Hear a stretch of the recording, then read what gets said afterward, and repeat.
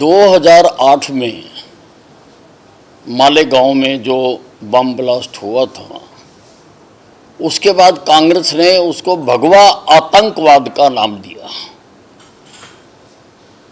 और हिंदुस्तान में भगवा आतंकवाद नहीं होता है, हिंदुस्तान में भगवा आशीर्वाद होता है। और इन्होंने हमेशा जो हमारी संस्कृति है, जो हमारे पूजनीय स्थल हैं, जो हमारे पूजनीय स्थान हैं, पाकिस्तान को खुश करने के लिए हमेशा इन्होंने हमारा अपमान किया है। हिंदू समाज का जो बहुमत समाज है, उसका इन्होंने हमेशा अपमान किया है। पहले तो 10 लाख लोग मरवा के इन्होंने पाकिस्तान बनवा दिया। फिर पानी का बंटवारा हुआ, सिंधु नदी का 20% हमें दिया, 80% पाकिस्तान को दे दिया। मैं मानता हूं कि पाकिस्तान कांग्रेस की औलाद है और औलाद के प्रति हमेशा मोह भी रहता है, प्यार भी रहता है। और हमेशा, चाहे वो कारगिल का युद्ध हुआ हो, चाहे अब जो युद्ध हुआ है या सर्जिकल स्ट्राइक हुई हो, तो कांग्रेस ने हमेशा पाकिस्तान का पक्ष रखा है, हिंदुस्तान का पक्ष नहीं रखा। अब भी पार्लियामेंट में जो ऑपरेशन सिंदूर पर बहस हुई है, किसी ने भी हिंदुस्तान का पक्ष नहीं रखा कि हमारे सैनिकों ने किस प्रकार से, किस बहादुरी से पाकिस्तान को थोड़े से दिनों में ही घुटने टिका दिए, उनके एयरबेस तोड़ दिए, उनका एयर डिफेंस सिस्टम तबाह कर दिया और उनको घुटनों पर ला दिया। हमेशा ये उनको खुश करने के लिए बात करते हैं। हिंदुस्तान में भगवा आतंकवाद नाम की कोई चीज नहीं है, भगवा आशीर्वाद है। हमारे देश में जो ज्ञान की गंगा बह रही है, वो गंगा भगवा आशीर्वाद से ही आई है। भगवा हमारे साधु संतों का जो है वो पहनावा है। और भगवा से अगर इनको इतना ही एतराज है, तो इनको दिन को सोना चाहिए, रात को जागना चाहिए, क्योंकि सूरज जब निकलता है वो भगवा होता है। तो इनको रात को सोना चाहिए, दिन को जागना चाहिए, दिन को सोना चाहिए, रात को जागना चाहिए। सर, हरियाणा में दौरा करेंगे आप, कहाँ जाएंगे? नहीं, देखिए, मुझे सारे हरियाणा से, लगभग हर जिले से कार्यकर्ता मेरे पास आते रहते हैं, मुझे कहते रहते हैं कि भी आप हमारे पास आइए। वो मुझे बुलाना चाहते हैं। तो अब मैं जल्दी ही 15 अगस्त के आसपास मैं सारे जिलों के कार्यकर्ताओं को मैं मिलूँगा, नए पुराने कार्यकर्ताओं को, क्योंकि मेरे समय के कई पुराने कार्यकर्ता हैं जो मुझे मिलना चाहते हैं। नए भी बहुत लोग आ गए, उनसे भी मिलना बहुत आवश्यक है कि उनका पता होना चाहिए। मैं सीनियर मोस्ट विधायक हूँ हरियाणा का, मैं 7 बार जीता हुआ हूँ। मेरे बराबर भारतीय जनता पार्टी में जीता हुआ और कोई नहीं है। तो पार्टी के काम को आगे बढ़ाने के लिए मैं सारे हरियाणा का दौरा करूँगा। इसका दौरे का प्रारूप क्या रहेगा? कोई मीटिंग्स होगी, रैली? देखिए, मैं कहीं पर भी कोई जलसा नहीं करूँगा, कहीं पर भी कोई मीटिंग नहीं करूँगा। मैं तो कार्यकर्ताओं को मिलने के कार्यक्रम बनाऊंगा और कार्यकर्ताओं को सूचना दे दी जाएगी, उनसे इकट्ठे मिला जाएगा। और अगर कुछ लोगों के घर जाके मिलना होगा तो मैं उनके घर जाकर भी मिलूंगा।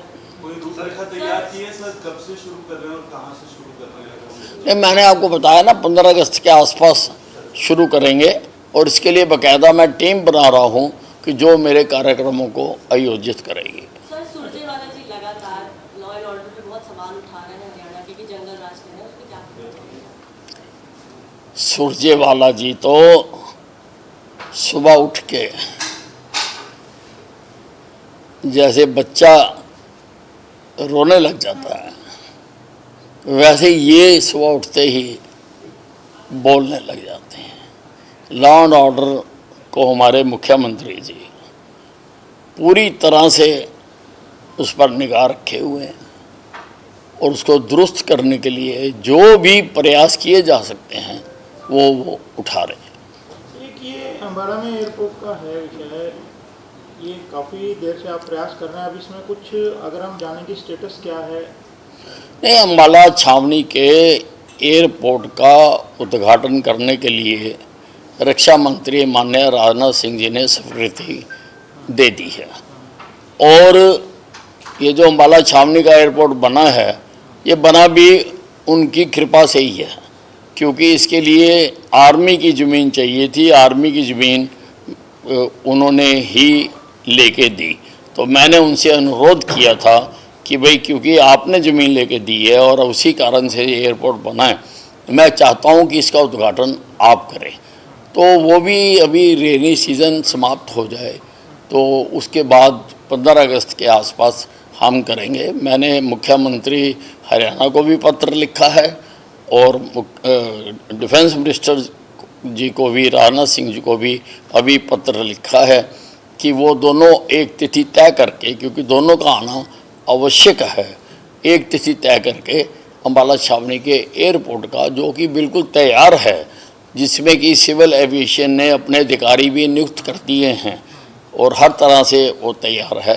वहाँ अम्बाला छावनी बहुत महत्वपूर्ण स्टेशन है, जंक्शन है, चारों तरफ से सड़कें आती हैं, चारों तरफ से गाड़ियाँ भर भर के आती हैं।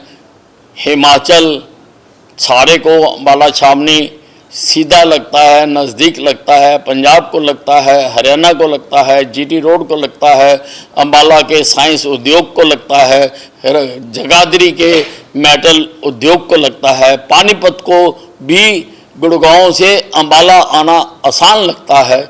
इसलिए ये काफ़ी कामयाब एयरपोर्ट रहने वाला है और मुझे एविएशन मंत्री जी का पत्र भी आ चुका कि 3 एयरलाइंस जो हैं वो यहाँ के लिए मंजूर कर दी गई हैं और मुझे ये भी बताया गया है कि बहुत सारी और एयरलाइंस भी अम्बाला छावनी से उड़ान भरने के लिए स्वीकृति मांगना चाहती हैं। ये अगर इसमें आपत्ति ना लगे तो एयरलाइंस के नाम बता सकते हैं कि कौन कौन सी एयरलाइंस हैं क्या? नहीं, हम मेरे को पत्र नहीं है, 3 एयरलाइंस का। तो दूसरा ये बताएं कि आपसे कोई ये चर्चा हुई कि प्राथमिक तौर पे जब ये खड्डा शुरू होगा तो कहाँ के लिए जो है उड़ाने यहाँ से शुरू? नहीं, अभी जो पत्र में लिखा गया था वो अभी लिखा गया था अम्बाला से अयोध्या, अम्बाला से लखनऊ, अम्बाला से जम्मू और अम्बाला से श्रीनगर। अभी ये 4 फ्लाइटों का ही लिखा गया था, पर मुझे उम्मीद है और जब मैं केंद्रीय जो एविएशन मंत्री हैं उनसे मिलने गया था, उन्होंने मुझे वर्बली भी कहा था कि कुछ और एयरलाइंस भी हम इसमें जोड़ देंगे अम्बाला छावनी में। तो ये कार्गो का भी यहाँ पे हो सकता है क्योंकि अम्बाला इम्पोर्टेंट स्टेशन? नहीं, मैंने माननीय केंद्रीय मंत्री जो हमारे मुख्यमंत्री भी रहे हैं मनोहर लाल जी को एक पत्र लिखा है कि यहाँ के व्यापारियों की काफ़ी मांग आ रही है। मेरे पास डेपुटेशन आकर मिल रहे हैं कि यहाँ से कार्गो का भी शुरू किया जाए, क्योंकि हमारी जो एयरपट्टी है वहाँ पर कोई भी बड़े से बड़ा जहाज़ भी उतर सकता है, तो इसलिए कार्गो का यहाँ से चलाया जा सकता है। और जो आसपास के उद्योग हैं, अम्बाला छावनी में साइंस का उद्योग है, साहा इंडस्ट्रियल ग्रोथ सेंटर है, हमारा इंडस्ट्रियल एरिया है, अम्बाला में घर घर में साइंस का सामान बनता है, अम्बाला सिटी में कपड़े की मार्केट है, जगाधरी है जहाँ पर मेटल का बनता है, और हिमाचल का जो सेब आता है उसके लिए ये नियरेस्ट एयरपोर्ट पड़ेगा।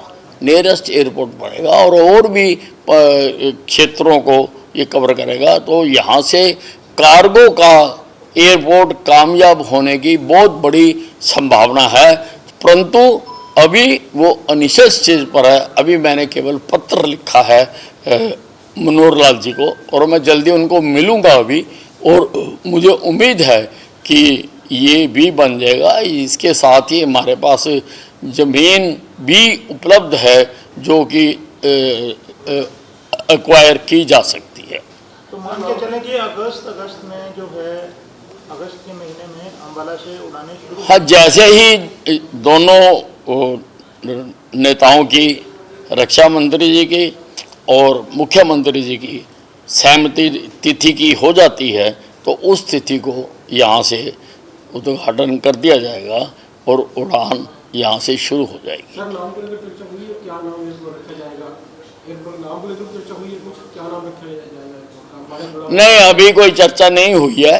अभी उसका अम्बाला छावनी घरेलू एयरपोर्ट ही का नाम बोर्ड लगाया गया है।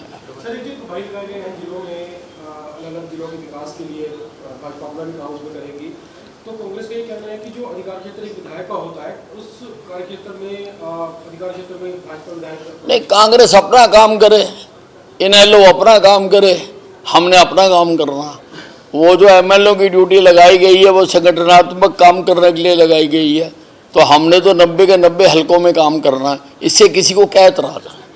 हम सभी हलकों में करना चाहते हैं। सभी हलकों में जहाँ पर हम नहीं जीत पाए हैं वहाँ पर भी हम अपना संगठन भी मजबूत करना चाहते हैं और वहाँ पर भी हम चाहते हैं कि वहाँ से भी हमारा जो है ग्राउंड बने। तो इसमें किसी को क्यों तकलीफ है? किस बात की तकलीफ है? तुम कहाँ जाते हो, कहाँ करते हो, कहाँ मीटिंग करते हो, कहाँ जलसा करते हो, कहाँ प्रदर्शन करते हो? हमने तो कभी नहीं पूछा। ये अपनी अपनी पार्टी के कार्यक्रम है, आप अपने करिए, हम अपने कर रहे हैं। सत्य खबर, सत्य, सटीक, बेबाक।